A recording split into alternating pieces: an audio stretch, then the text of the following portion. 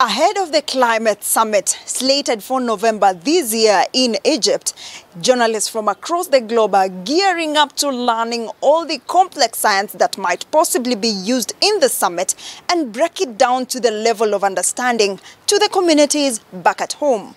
We are most affected, but we are least informed.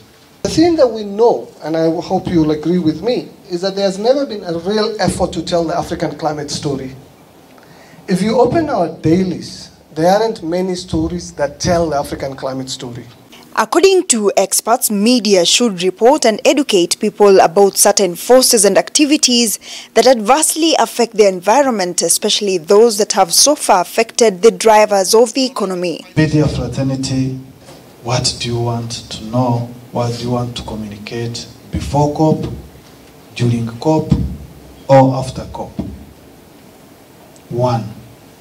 Before COP, all countries, governments, all key stakeholders, private sector, civil society, they have expectations.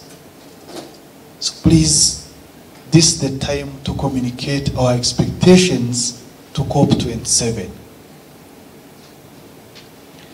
To generate momentum of our people so that they can also create their own expectations on COP27.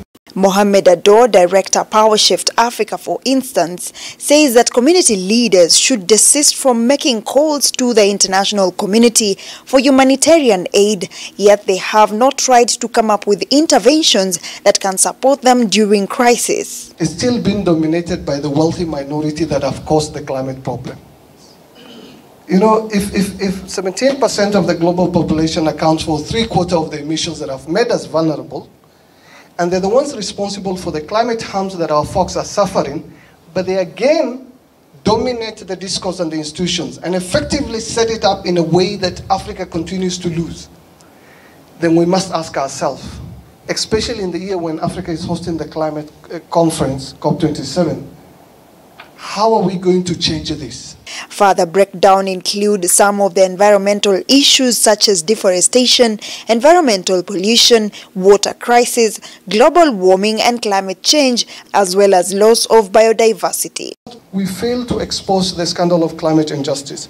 We fail to challenge the structures and institutions that continue to perpetuate it.